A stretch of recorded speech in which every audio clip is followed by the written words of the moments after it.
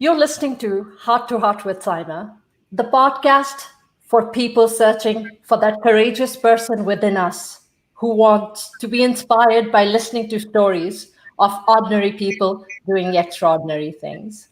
I'm Saima Dillon, your host. Thank you so much for taking the time out of your day to be here, especially at this hour of the night.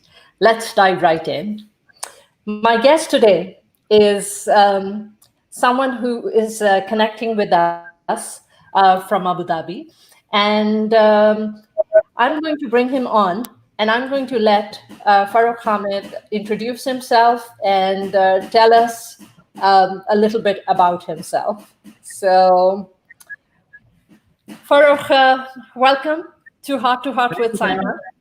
Simon. Thank Thank you you. for being on my it's an honor to have you here.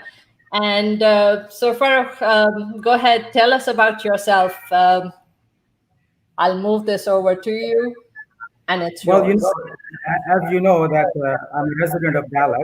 I've been in Dallas for 35 years, but I'm not the kind of person who is satisfied or happy living in the same place, doing the same thing for very long. So I've been traveling for the last few years. I left the Dallas and moved to Australia for 5 years, and then I worked there and studied there, and then I moved to Qatar, and now currently living in Abu Dhabi.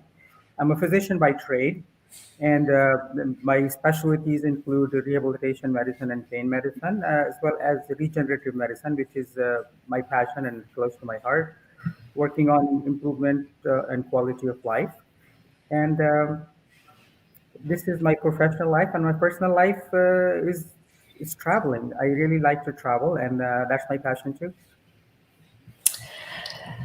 So, Farrukh, tell us what what made you get into medicine, and what made you then diversify into what you are doing right now, which is anti-aging and stem cell regeneration. Tell us about your journey. Getting into medicine, as a child, I never thought about medicine or going into medicine as something that I wanted to do. My interest was actually in arts. As a kid, I liked to draw and sketch and paint and design, but I was not very athletic. Just being honest here, I was not very athletic and was never really included in teams. I used to be that person who was picked last or team on if picked at all. So I became more introverted, and reading was my other interest. So I started reading, and I grew interested in science in general. I started studying science, and that led me to biology and medicine.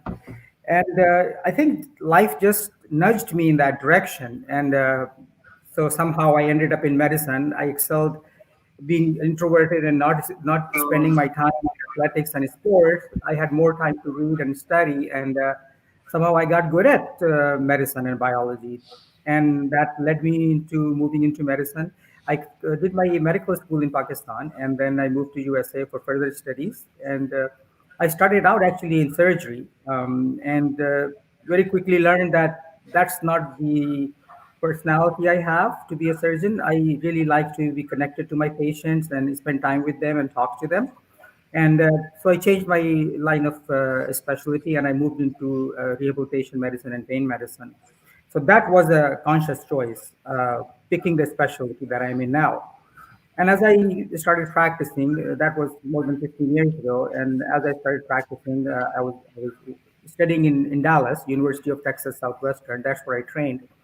And I learned that adding years to life is every specialty is mortal. Almost all of the medical specialties, they work on adding years to life, and that's a great thing. I mean, longevity is a wonderful thing if you can achieve it, and the life expectancy is constantly growing. But I also realized that just having many more years in your life is not what makes life worth living. It's the quality of life. So if you have a choice of living 100 years old and then spend the last 20 years in a nursing home not being able to do anything and dependent on someone, is that really life? is that longevity really meaningful?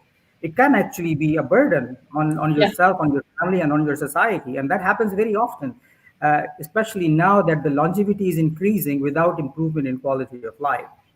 So I got more and more interested in quality of life. So my motto is not adding years to life, but adding life to years. And that's what my practice and specialty is all about. And so that led to me, not too long ago, a little over 10 years ago, a new subspecialty board was introduced in USA called Antiaging and Regenerative Medicine Board. So I took that board and I started incorporating those principles of functional medicine and anti-aging medicine into my practice, which was already rehabilitation medicine and quality of life practice. And so, like I said, I didn't. A lot of these choices were not really conscious choices. Life nudged me in that direction, and that was my interest, improving quality of life and making a difference. That got me into that specialty. And it's a really exciting field, and it's a new field. So I Yeah. was able to work. Very challenging. I mean, something different, and it's who doesn't want to de-age, right? Yes, exactly. And you said it correctly. It's aging right. It's not about aging or not aging. Everybody's going to age. Yeah. We don't have a control over that. It's time.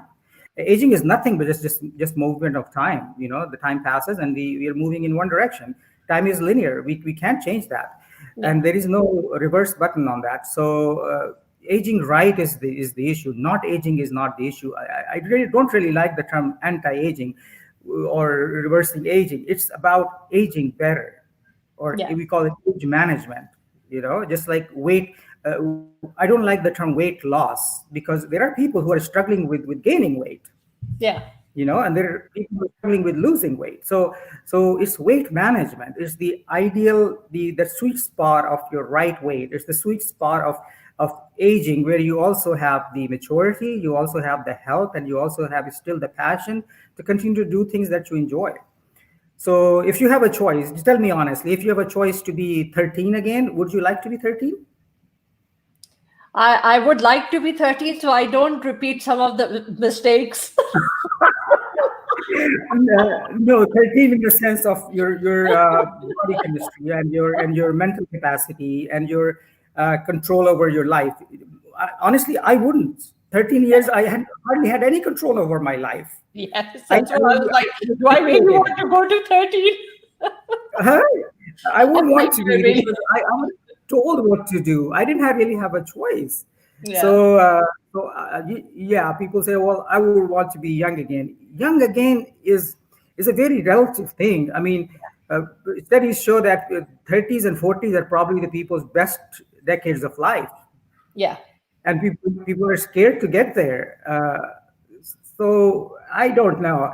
It's about maintaining a very good balance in health of the body, health of your mind. You're learning about spirituality. I mean, 13-year-olds and even 20-year-olds don't think about spirituality. I mean, in general, but as you get to a higher age, in Mm. numbers, and that's all it is. It's a number.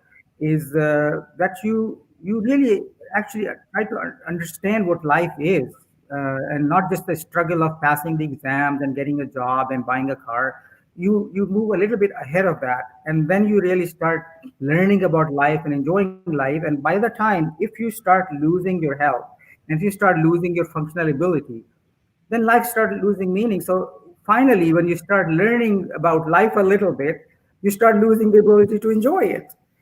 And that's what my I noticed that you said a little bit. yes. So that's what my specialty is all about. That's what my passion is all about. I want people to be able to live quality of life. Yes, longevity is a great thing only if you're able to have useful Quality. years in your quality of life. Absolutely. I mean, I always feel, Farrukh, that um, for me, life is about living your best life. Yes. The age number is irrelevant. And honestly, I feel like just exactly what you said, that being at this phase of life, with age comes a different level of maturity. And like you said, it's not just about, finding jobs and this and that and the struggles and, the fake aspect of our desires and wants. It's more about the quality of life, it's the stillness, it's enjoying the moment, and so important to just live in the moment. Correct. It also gives you, I mean, financial independence. By that time, you're financially independent. You have already made all your bad decisions, hopefully, and learned from other people's bad decisions. And you're less likely to make the bad decisions that you did in the first 50 years of your life. It's like the second inning of You your make life. different bad decisions. That's very possible, but you hopefully, I mean, if you've lived life well and you've learned from your own experience and then you've learned from the experiences of others around you, and you have read experiences of other people and watched other people's experiences, then then it's expected that you probably will make better decisions or hopefully be less judgmental and hopefully will be more inclusive. I think we are never taught. I mean, the honest truth is, in this country or elsewhere, when we were growing up, we were never taught about how to live life. You know, what the practical lessons in life are to be taught. We're just taught books and numbers and formulas, and that's the type of education, but that's not all of the education. I mean, some of the issues that we're dealing with now in US, for example, the systemic racism and the unequal treatment of many different groups, whether it's women or blacks or gays or whoever. It's because the kids are not being taught about the lessons in life. They this Everything needs to be taught, everything needs to be learned, and people learn these lessons on their own and sometimes don't learn these lessons on their own depending on their circumstances. And that's why as we grow older, we don't all go in the same direction. We sometimes go in very different directions based on our experiences. So I think really think it's very important that the education should include all of those factors, not just formulas and lessons and numbers and text. There's a lot more to be learned than the way our education system works. Reality of a lot of reality checks, right? I mean, Yes. real life is so much different than, especially I think, the age during which we were growing up. So many realities that we were not accustomed to. I have a 15-year-old and a 19-year-old, and I'm learning so much from my daughters: acceptance, lack of judgment, tolerance, the simple thing that you live and you let live, and you respect other people regardless of their choices. And life can just be so simple, and it can just be so happy if you just live and let live. You're absolutely right. That's I think the very first step, but also to stand up for people when you see somebody being oppressed. Doesn't matter who it is. I think it's the responsibility of every human being to stand up for the oppressed, no matter where and how. So, and that should be taught as well. So, I mean, it's a very long philosophical discussion. We get into that. I think we won't have time to talk about anything else. But I agree that we really these things should be taught, and part of the Yes. challenges why we are having in US is that that's not part of the education system, and a lot of these things are not being taught. Our history is not being taught correctly. You know, Yes. nobody gets to learn about the oppression and the destruction of the Native Americans and the whole story of the slavery and the mistreatment of so many people who worked so hard to build this country, and they're still marginalized. So, I mean, it makes me really sad. I And mean, do it you know, right. It my is. family history. My parents were both born in India. They migrated to Pakistan, hoping and wishing for a better life. And we got there, and we lived there for a few years, and then we realized maybe we can do better than that. And we moved to US, and my whole family is in US for the last 35 years. We love our country, and we love living there. But I wish things were better, and nobody else is going to make it better than us. We have to make them better. We can't rely on somebody else to make things better. But honestly speaking, I think this new generation, which is getting ready, they're going to be out there, like my daughter, who's going to vote for the first time tomorrow morning, as a matter of fact. I think Okay. this is the generation that's going to change this world. They're strong. They believe in righteousness. They believe in equality. They treat everyone with respect. They respect other people's choices. And they're very conscious of making sure that they treat everyone fairly, and they believe in respecting everyone regardless of their choices. I agree with you. The new generation is, in many ways, way better than us. They don't have the same prejudices that we grew up with, and we had to overcome. They're not as Yeah, judgmental, definitely not, and they're a lot more open and inclusive, and they believe in equality more than we used to. I had to absolutely. learn it. To be honest, I grew up being judgmental, uh, and I had to learn to overcome that. I still do. Absolutely. Absolutely. I mean, there's a very fine line, and you keep trying. I mean, for me, my daughters. I mean, I have to be correct. I have to be politically correct. I have to watch what I'm saying, because if I don't, I have like two people right behind me on both shoulders, watching me very keenly, making sure I'm not making any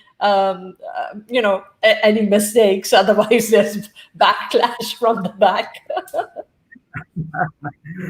Good, good that you have somebody monitoring you.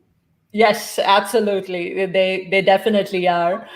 So even I can go on talking to you about philosophy, but coming back to this really, really interesting subject of anti-aging and stem cell regeneration. So tell us, where is research with this subject? Once it starts, so the little bit that I know about it is there are shots that can be taken. They're very expensive shots, right? That I believe the shots are taken in the brain. Am I right, or am I off track? No, regenerative medicine is a very broad field, and it's very difficult to cover all of it in even a day. Regenerative medicine simply works on the natural principle that body has its own system of regenerating. Like they say, the doctor dresses the wound, the nature heals it. So whether you do anything or not, if you just leave a wound clean and leave it alone, it will heal. So who's doing the healing? Body knows how to heal itself. Yeah, Every body tissue knows how to heal itself, and which is the regenerative ability of the body. Every tissue in the body has its regenerative ability. We just need to know how to harness that, how to use it, how to stimulate it. As we grow older, the regenerative potential, just like all other abilities in the bodies, decline. That's why the bones heal much faster in a kid than it does in a 90-year-old. So it's not the fracture is not different. It's just the healing is slower, which is the regeneration. Regenerative potential of the body is weaker, and like every other system in the body, it can be strengthened, it can be stimulated, it can be supported. That's what regenerative medicine is all about. Now, one of the things, the injection that you talked about, is the reason. Part of the reason, a small part of the reason, is that every tissue has cells that we call stem cells. So just to briefly explain it to you, for your listeners, is imagine a baby starts with two cells, in fact one cell, and that's made from partial cells from father and mother, and from there, that one cell, it develops into a multicellular organism with many different types of cells, correct? So it starts and it then differentiates. Initially it's 4 cells and then 8 cells and then 16 cells. And then those cells are able to eventually know and differentiate themselves into liver cells and brain cells and bone cells and cartilage and muscle and everything else. Those cells, the more you go backwards, the more potential they have to be able to differentiate into different types of cells. And those cells are called stem cells, which means they are more primitive cells with ability to divide and differentiate in many different types of cells.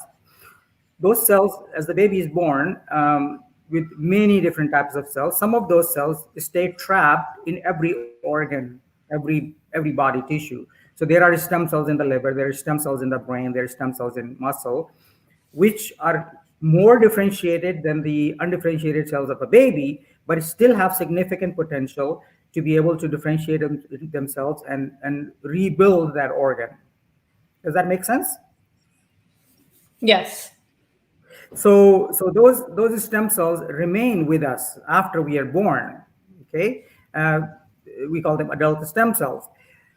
Those cells can be removed and harnessed, and we can use those cells to help regenerate the body.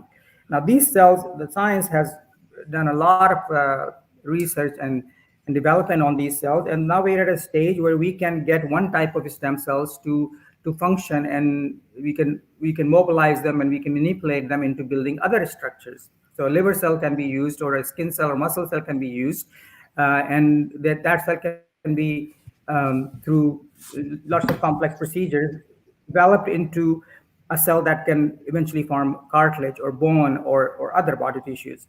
So these are regenerative cells that can be removed, harnessed, and re-injected in the body. The most common place that are being used. Now, there are lots of legal restrictions and there are ethical issues and all that. We don't have time to talk about that. But just the medical part of it, that those cells, for example, currently being used in US also and many other countries, are used in orthopedic and cosmetic industries. In orthopedic, for example, where I'm using it a lot is that you take the fat cells, you remove fat from the person, and you extract the stem cells from it. And depending on which country you are, you're either allowed to be able to replicate them in a lab, so make millions from thousands, or like in US, you're not allowed to do that. So you only take the cells that you were able to extract, and then you can inject them in a knee, or you can inject them in a wrist or ankle or wherever, and help heal that tissue and regenerate and repair. And that these cells are very good at it. They don't just go in and multiply and make cartilage cells. They also prevent further damage to these cells that are weak or ill. They also reduce the inflammation in the area. So they basically create a healthy and healing environment wherever they're injected or left. Now, Very interesting. because of the regulatory restrictions in US, they're not allowed to take any of the embryonic cells and grow them and change them because of ethical issues and laws that were implemented from the time of George W. Bush. And even now, there are lots of restrictions being placed on them. But there's studies and research being done. Other countries in the world, they are being tested for treatment of Parkinson's, they're tested for treatment for multiple sclerosis, for ALS, and many serious neurological conditions, also spinal cord injuries and head injuries. There are trials also ongoing in US in major universities, but they are only clinical trials. None of them have been approved for medical use in public. But there are some successful trials where these cells and similar cells like these are being used for treatment of spinal cord injury, which is a debilitating injury that causes the people to be paralyzed, and being used for head injury and stroke. And the prospects are very bright. In near future, in our lifetime, I'm pretty confident in our lifetime, we will be using stem cells in some form or fashion ourselves in practice, clinical practice. Like I said, I'm using it for my patients now for knee osteoarthritis and other tendonitis and sports injuries and things like that. Athletes have been getting them, even in US, they sometimes have to travel abroad to get these treatments, but they've been getting it for over 10 years. So, what made you move to Abu Dhabi for this? Is there like less restrictions? You have more flexibility of educating yourself, learning? Because obviously, if you don't implement it, you don't learn, right? And you are not able to Yeah. refine it. So my move has always been both personal and professional. Until 2009, I was practicing and living full time in US in Dallas, as you know, and that was the time where we were literally fighting with FDA and fighting with the agencies to try to even use plasma for treatment and cells for treatment. Doctors were getting arrested and their practice were being shut down. For trying to utilize it, the big pharma was really against this because imagine if you can use the cells and treat somebody's diabetes, the pharma's business will be shut down. I mean, one diabetic patient doesn't just buy insulin or medications; they buy supplies and related medications and pharmaceutical products for the rest of their life. So, finding a cure for any of these diseases will make a huge economical impact on an industry that doesn't want that. They So say there the is a same lot. thing about marijuana, right? The same principle for and Yeah, against. yeah. There are there are industries and there are individuals and there are forces who don't want safer, cheaper alternatives because that will affect their business. And it's not just pharmaceutical industry. That's true for all the industries. I mean, we see that all around it. Everything is business. But when it comes to human health, I wish people were a little bit more generous about letting people have a better life rather than just making money. Because it Medicine does or come back to quality, right? Quality of life. If quality of life. whether you live for 40, 50, whatever, right? There should be quality of life. Absolutely. And I'm not just blaming pharmaceutical. I mean, hospitals and even physicians. Greed has crept so much into the healthcare industry. That was the first thing which made me move out of US. I didn't enjoy practicing medicine in US. Had become I felt dirty sometimes because it's you don't have any, you can't do what's best for the patient. Your hands are tied. Either the insurance companies are controlling you or the hospital administration is controlling you. They're dictating how many tests you have to order or what you can and cannot do for the patient. You don't do what's best for the patient because sometimes your hands are just tied. You overdo it, you underdo it, depending on many other factors. And at that time, I could not practice regenerative medicine the way I wanted to in US at all. Australia had a lot liberal regulations, at least at that time. And so I moved to Australia. I got a very good opportunity. I had friends who were working on that. I was clinically active and I wanted to go practice. I had a little bit of difficulty because I did not have the certification in Australia. They gave me 1 year to practice in reciprocity, so they accepted my license and they allowed me 1 year to take the Australian exam, which I took and passed. So now I have Australian license as well. But I stayed there for 5 years. I really enjoyed living and working there. Then because of personal reasons, Australia is still in the end it's an island. You're trapped on an island no matter how big. But so I wanted to get away and move back to the real world, and I got a even better opportunity in Qatar. The royal family of Qatar, they had one of their family members was in Australia. I treated them. They were very happy, and they wanted me to move to Qatar. They provided me Wow. with a very yeah, they provided me with a fantastic opportunity and I mean, an offer I could not refuse in many regards. So I moved to Qatar. I lived there for 5 years. And then this is just 5 years living in one place doing the same thing is pretty long for me. So I wanted to try something different and have a better opportunity. And Abu Dhabi is one of those places. As you know, lately we had lots of challenges in Qatar. Qatar was blocked by all the regional neighbors. So geopolitically, it became very difficult to travel out of Qatar. And my whole family is in US. I come home every 2 3 months. So things got a little difficult for many reasons. So I decided to move out of Qatar. I was already there for 5 years, and for the last 2.5 years, Qatar is in a blockade, as you know. Yeah. Um, they're they're having a difficult time. So, anyways, so here I am for the last almost 2 years now in Abu Dhabi. I intend to stay here for a total of 5 years, and then let's see where life takes me. So, Farrukh, out of all the different places that you've lived for like the 5 year span before Okay. moving on, except Dallas, you lived in Dallas for a long time. Yeah, Um, 30 minutes. so, what's been your favorite place and why? Hmm, that is difficult. So, as far as enjoying the natural beauty and the calmness and the peaceful living, I think Tasmania, Australia, is probably still one of my most favorite places. So, you were in Tasmania, Tasmania. That must have been an adventure. Tasmania was an adventure. Yeah, I was in Tasmania for part of my Australian stay, but yeah, Tasmania is amazing. It's amazingly beautiful. It's very peaceful. Only 500,000 people on a big island, and in natural beauty. I don't think you can find any other place that can beat that. Clean, safe. It's still part of Australia. It's one of the states, so it's in many regards very good place to live. I mean, obviously Dallas is home, so it's the closest to my heart. I love Dallas.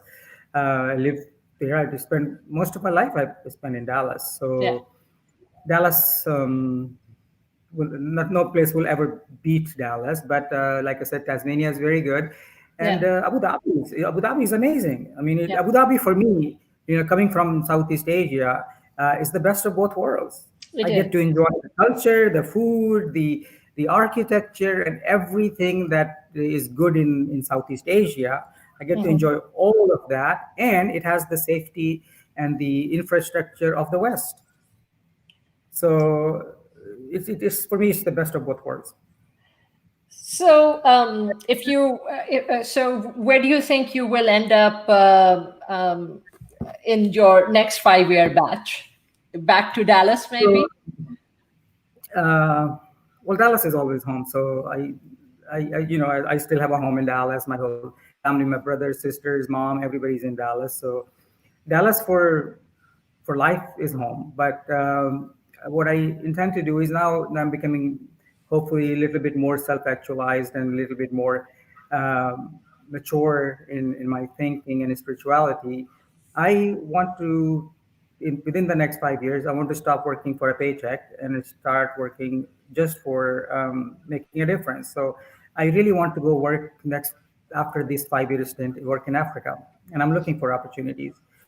So maybe Doctors Without Borders, or WHO, or UN. I don't know, but I have this idea, and I have put it out to the universe, and a universe will find me something. I'm sure it will. This is just so for me, this putting this show together, it's just literally what the name is. It's heart to heart. It's just sharing stories and just spreading the word. And I've actually had people who have messaged me and they've told me that, you know what, through your show we were able to connect this person to that person, and we were able to, make things happen. And so you never know. We are streaming live on LinkedIn as well, and you just never know. I did have a friend of mine. Her husband is the head of WHO in Turkey. And Mm. so I was, I was wanting for him to come on the show as well. And he sent for his approval to the WHO headquarters for, because they have to get that approval for media or, to be in the public. And they said that right now with COVID and everything that's going on, they are denying, approval to everyone. So he's a physician as well. So, well, you know what? You never know if that's the direction you're wanting to kind of go towards. At the end of the day, it's you keep earning, and money is very important, but then you do reach that point, right, where there's something within you which needs a different kind of nurturing and a different kind of satisfaction, and it's connected to your soul. and your soul is searching, and somewhere you have to, you know, um, do a connection for the soul as well. I think that's where I am. I am getting more and more. I guess searching is may not be the best word. Craving. I'm really craving to to be able to do more of. I mean, I try whenever I can, but with a full time job and your personal life, you don't get as much time and you don't get as much energy that you would like to spend on helping others. Fortunately, I'm in a business. I'm in an industry where you always have an opportunity to help people, but not enough. I don't feel that it's enough. I feel like I need to do more, and I know that I can do more. Especially being practicing rehabilitation medicine and pain medicine, there is a huge, huge, huge need in many parts of the world where small disabilities destroy people's lives. Yeah. Which should not impact. I mean, injuries and accidents and things happen, and people land back on their feet in a Western country, an advanced country. But in an underdeveloped country, an injury can be pretty much the end of a career, and many times end of a life and end of a family. So I know I can. I mean, I see that on my traveling when I travel to Africa or even India, Pakistan, Bangladesh, countries like that, where you see people that injury that's treatable and rehabilitation is possible ends up turning that a fairly educated and able person into a disabled beggar. And it's just so sad to see that something that is, I mean, literally in my hand or in a physician's hand who knows what to do, could have saved this person's career and life and family, just didn't happen. What should a And person like that do, Farrukh? Where can they go? What doors can they knock? in many of these countries, there is nothing. I mean, they don't even have the healthcare system infrastructure where they can save people from infectious diseases, which are the most treatable diseases in the world. I mean, nobody should die from an infectious disease because there are treatments available. But people die from pneumonias. I mean, people die from simple illnesses. So who's going to worry about a disability or pain? So pain is people learn to live with pain. Pain is not treated at all, and that's what I do. I improve the patient's quality of life by controlling their pain, teaching them or treating their cause of pain, and they can have a better quality of life. So you worry about quality of life when your stomach is full, and unfortunately, in many of these countries, the biggest struggle is filling the stomach. So quality of life comes secondary. Yeah. But that I, shouldn't be. That should not be the case. yeah. I mean, And even with COVID, right? The labor class in third world countries, even with yes, COVID, I mean, they're like, I mean, everyone is saying don't leave the house, be in quarantine.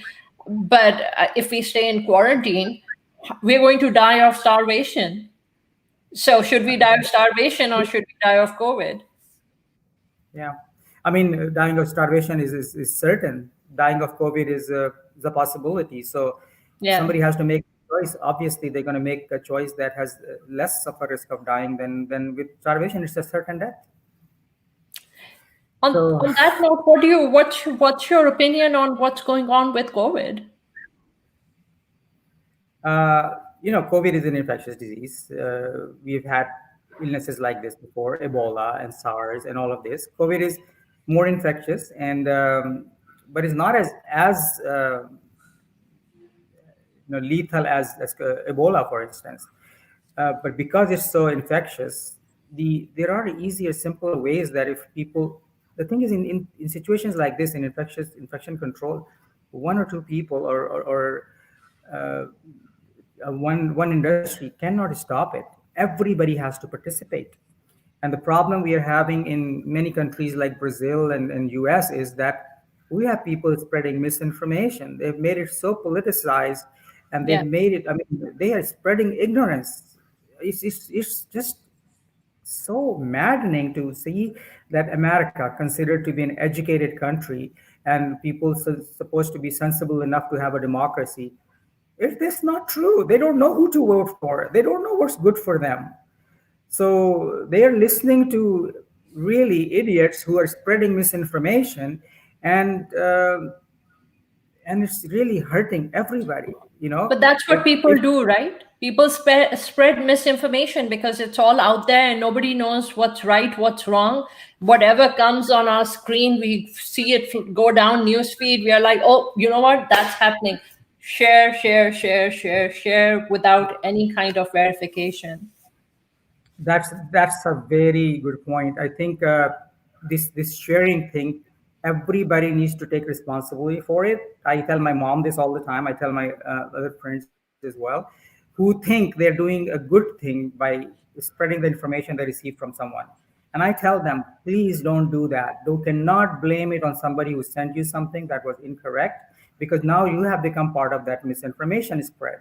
So Yeah. please judge for yourself. Ask somebody who knows before you spread that information. Because all of us have the power at least to stop that cycle. If you're Yeah. not the one who is initiating this misinformation, at least you can break the cycle of that spread. And Yeah.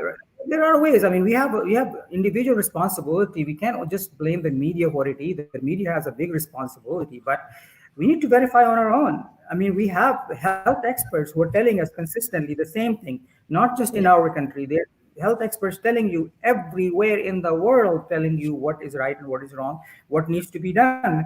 And if a politician says something completely, 360 opposite, you go and do that. And so who do you blame it for? I think it's people's personal responsibility. We have a I responsibility. agree.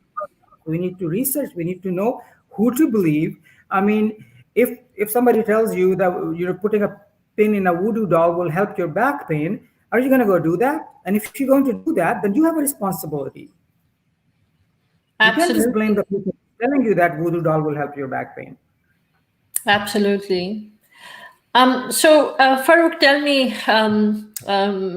me what gives you a high in your life? What gives me a high in my professional life, what gives me a high is if and whenever I'm able to make a difference, whether it's a difference in one person's life, or it's a difference in a community's life, or a difference in an organization's life. um, that gives me high when I really feel like I made a difference. And it's not just always medically. I work in many different organizations. I work in I mean, now I work as an executive physician, as a CEO, and working in a capacity where you really make a difference in all the people who work in that organization, or where that organization is going, or making that organization more community oriented, or helping the organization do something that is more responsible, socially responsible. All those things make a difference. On the other hand, I can uh, correctly diagnose somebody who was misdiagnosed for 10 years and they're suffering, and I can make a huge difference in one person's life or one family's life. Anytime And I'm able change to do that, someone's life, right? yeah, Just change yeah. someone's life like that. Exactly. And I'm very, very, very lucky, and I'm always grateful for having the opportunity to be in a profession, to be in a field where I get many opportunities when I can make a difference. And I hope I never miss that. I hope I never miss that opportunity.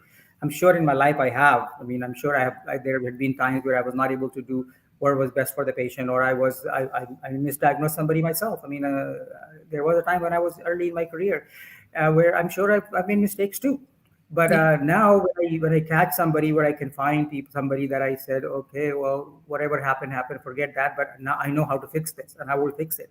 And I fix it for them. And it's like you take your broken car somewhere and you've given up and you're stranded on a Yeah. street, and a mechanic comes in and just kicks it in the right place and it starts working again. Imagine the Yeah. satisfaction that gives you.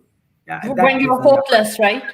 When you're yes. hopeless, and then from somewhere there's a ray of hope, which just in a blink of an eye just changes your life, right? How amazing And that is. people, yeah, it is amazing. People with chronic pain, many people are in that situation where they have given up hope. They have been suffering from pain for so long.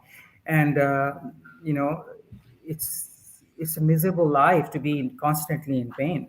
Yeah, Life longevity actually becomes a punishment for a person like that. It's absolutely. constant suffering. And if I'm able to change that in any way, then doesn't just affect that person. It Yeah. affects everybody around them. Farrukh, I was just then talking to my mom. I know you're very close to your family. I know you're very close to your mom. Um, Yes. and just like you, I'm very fortunate. I'm very close to my parents, and my parents are with me right now. And so I consider myself extremely blessed and fortunate.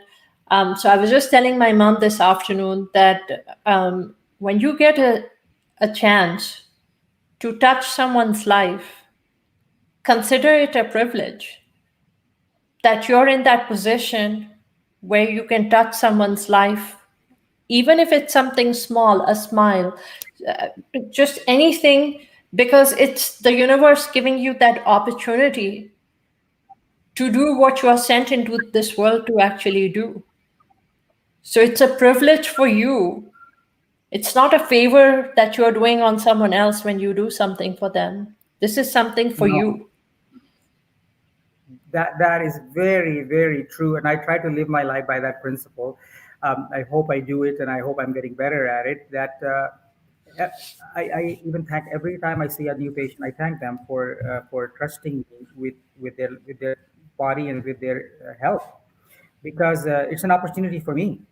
Yeah. They somebody to trust you enough to do what you're telling them to do, and it's not going to affect me. It's going to affect them. Yeah. I tell my residents, I've been training residents for as long as I can remember. I tell them a doctor has to be a very good salesman and a very honest salesperson. Because if you tell somebody that I'm going to put this long needle in your back and it's going to hurt like hell, and you're going to allow me to do that, and we're going to charge you for it, and they still let you do that, you have to be a very good salesperson, and you have to be very, very honest to allow these people to trust you that much to let you do all of that and pay for it. And how desperate must they be, right? Yeah, I mean, sometimes it's desperation. Sometimes, no. I mean, now things are different, especially in rich countries, where patients, if they don't have the trust, no matter how desperate they are, they won't trust the doctor. They will go for a second opinion, third opinion. They will Yeah. travel abroad.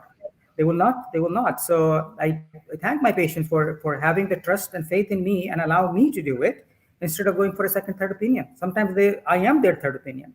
Yeah. So they have been everywhere, and then they come and they say, "Well, last doctor told me the same thing, but I didn't trust them, so I didn't let them do it." Because it's So so much, it's your energy too.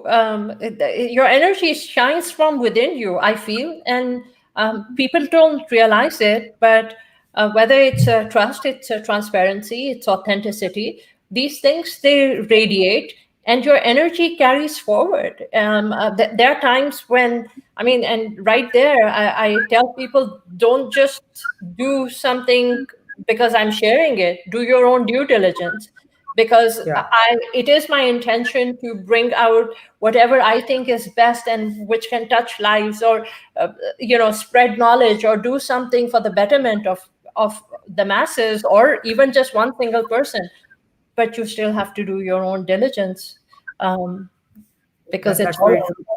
And human beings have a very strong sense of judging the sincerity and authenticity of another person. And people who are suffering and who have suffered a long time, I think that sense is more acute in them. And the patients can feel if you are being sincere, if you're being authentic, if you are being honest with them, they can sense it. And I have patients who have told me, I mean, just like at the example I gave you, they said, yeah, the other doctor also told me the same thing. So the professionally, the opinion was not no different. I'm telling them Yeah. the same thing, but the reason they did not follow through with that last, because they didn't feel comfortable with that advice for some Yeah. reason. And I don't Yeah. want to be that person. I don't want to be that doctor that people feel that my advice is not sincere or authentic, or it has an ulterior motive. I want to give the advice that I really believe is best for them. And this is the thing that I love the most about practicing here.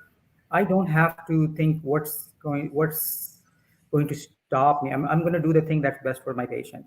Insurance companies not dictate how I'm going to do it. My administrators are not going to tell me to do what is going to make them more money. I'm just going to do what's best for the patient, and I'll still get paid the same. So I'll do what's right for the patient. I won't overdo it. I won't underdo it. I will do what the patient needs. And in US, unfortunately, nobody can do that anymore. No matter how good your doctor is, they can't do that. Yeah. their hands are tied in so many ways that they can't. So that's why I will still live in America, but I don't think I will practice in America again. Yeah. Farrukh, if someone is suffering from acute pain, what advice would you give them?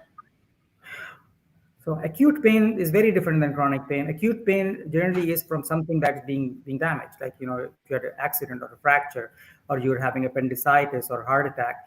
Acute pain needs, the etiologies, the causes can be very broad. So if somebody is having acute pain is a protective sensation. It's being there and it has evolved with us because it saves us. So when somebody's having acute pain, they suddenly had a pain, they need to seek immediate attention because it's not always easy to diagnose. You cannot diagnose acute pain over the phone or over Skype because the causes can be many. And for acute pain, the advice is always, if you have acute pain, that means something is being damaged or burned or cut or broken, and you need to seek immediate medical attention. What about Uh, chronic pain?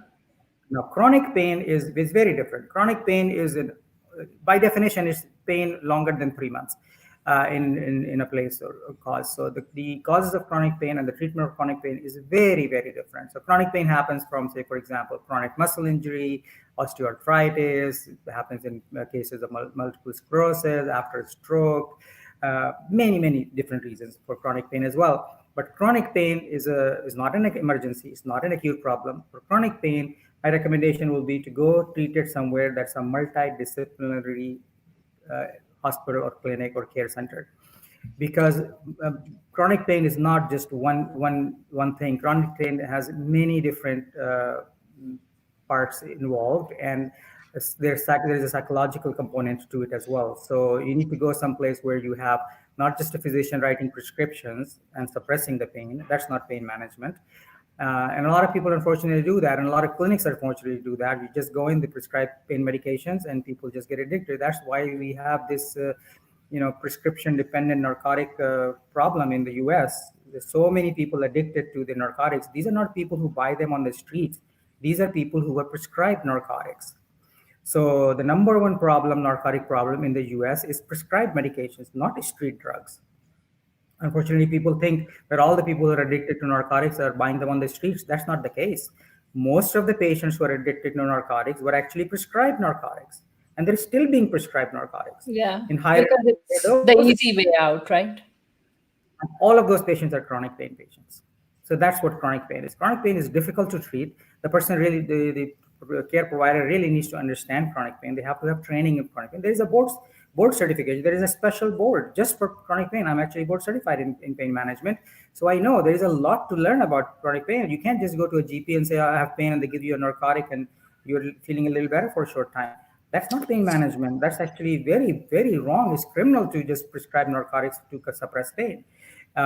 So it needs a multidisciplinary approach. It needs mechanical factors. It needs modalities. It needs therapies like physical therapy or occupational therapy or many different types of therapy. It needs behavioral modification. It needs psychological support. Sometimes anti-anxiety, antidepressant, which are Yeah. also part of the chronic pain picture. So chronic pain, my recommendation will be, if you have access to it, go to a chronic pain center. That's a multidisciplinary approach. For acute pain, go to emergency room. What about who is the perfect candidate for uh, stem cell regeneration treatment? Okay, so any degenerative condition, early stages are good candidate for stem cells. So if somebody has early osteoarthritis, no matter which joint, knees is the most common one, but I've treated many patients with AC joint in the shoulder and shoulder joints and ankle joints with very good results. So those are ideal candidates for it. There's some tendon injuries like chronic tennis elbow that's not getting better with any treatment for long times, and patient doesn't want surgery, and or plantar fasciitis or tendinopathies of other joints are also very good candidates for stem cell treatment. It has very good use in cosmetics for rejuvenation of the face and skin. It, How does that work? And we're in the last 5 minutes of our show because time flies. Like they say, time flies when you're having fun. So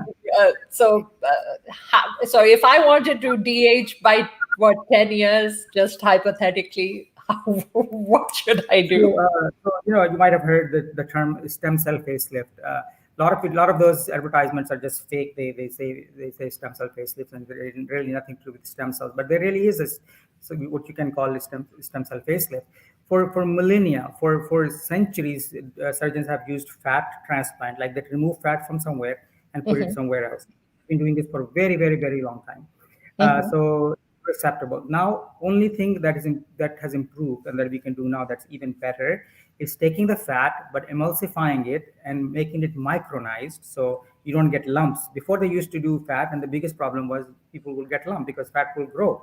So if somebody has lost fat here in the cheeks, they can inject the fat and the cheeks will pop up, but they may become lumpy. But now with the technology, they can emulsify it to the level where you get micronized fat, and you don't actually completely separate the stem cell. You actually take the whole niche of the cell, which means the stem cell and the cells around it. You take that and you get many of those, and then you can inject it anywhere. So all the places that women and men do fillers on the face, mhm, mhm. Is that what that all of is? yes, instead of filler, you use a natural filler, which is a stem cell and micronized fat, and it gives very good results, and it's natural, and it does. You But don't have to keep repeating it. Farrukh, I mean, honestly, there are very few people that I've seen who use fillers, and I mean, it just doesn't look that great. Why is So, that? so here is the thing with plastic surgery or cosmetic procedures is that you never can tell somebody who has had it done well. So you're not seeing them. You only see the ones who had it done Bad badly. job. Yeah. Yeah. Well, So the people who have had it done well, you will never be able to tell. There are many, many, many, many people walking around with fillers. You will never know. They just look better. You will never mm. know. And that's And the that's difference between surgery and back surgery. so that's what you're saying. That's what they use is just the fat from different parts of the body, and they just what was the word you used? Micronized. Micronized. Yeah. So you take the fat from mostly from the same area. Number one area we take the fat from is the abdomen, which Yeah. everybody is happy to part with. But we can take it from the hip. We can take it from other parts. But abdominal fat is my number one place to go. Lower abdominal fat has good healthy cells, and they stay dormant for a very long time, and we can get very healthy good stem cell niches and macronize it. We have kits now that you can use it to the kit. It's become really easy and scientific now.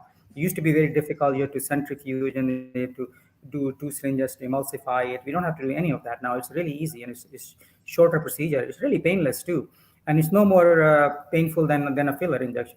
It is a filler. Yeah, but instead of using collagen filler, which will dissolve in a while, this will Mhm, last longer, and it will heal the tissue from internally as well.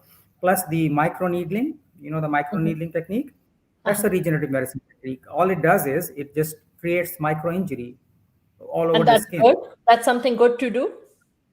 Yes, it heals. So then it will heal from inside.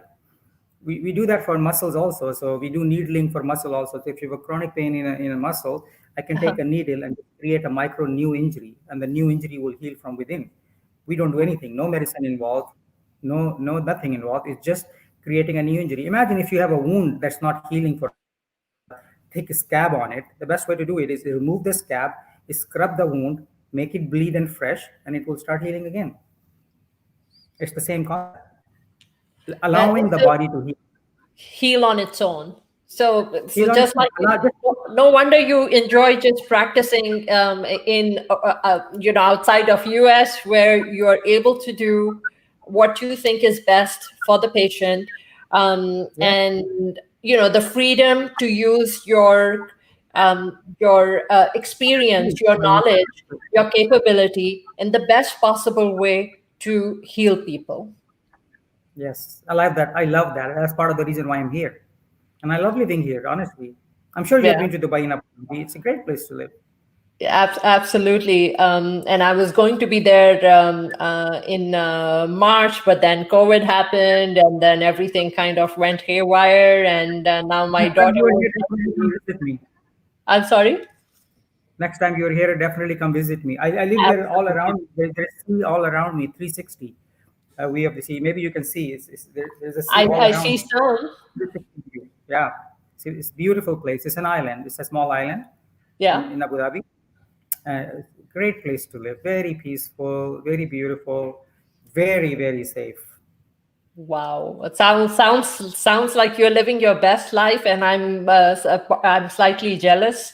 And but at the end of the day, as long as you're happy, and that's what life is all about, right? Living your Yeah, best life. absolutely, absolutely. Come visit me whenever you are here. Absolutely, I definitely will. And we are over our 11 o'clock, and you just are a wealth of knowledge and so much information about pain and anti-aging and so many different things, interesting things. And I love my shows because I love learning from people. And Hmm. real quick, on a final note, you have this book which is out there. So just tell us what made you write this book. I wanted to. So this is. I didn't write this for medical students or medical doctors. I wrote this book, Panacea in My Veins, which Panacea. It means that it's a cure for all, and essentially, stem cell is or can be a cure for all. Panacea in My Veins is for lay people to understand what is out there, what the basic science is. It's not really a scientific book, but it gives you all the scientific information that you need to learn about what the future holds, and maybe they can help contribute and fight the battle to allow human beings to be able to utilize cells that they have. It's their own cells. So why should anybody be able to put restrictions on them to use their own body for their own healing? It's like How amazing is that, right? That's literally how the body has been made. It's been made for self-sustaining and self-healing. And as much as I would love for us to just continue talking and chatting, and but we are at the hour, and Farrukh, I'm so grateful to have you here. Thank you for enhancing my life and my knowledge, and being a part of my show and my journey. Is there a final word you would like to share with the audience? No, I just want to thank you and for giving me the opportunity to share the information with your audience. I don't always get to talk to people in Dallas anymore. I used to do a radio show in Dallas for many, many years, a health show, a live show, and I loved that because people used to call me in for any kind of questions or concerns or sort of a second opinion. I had that connection with the community in Dallas.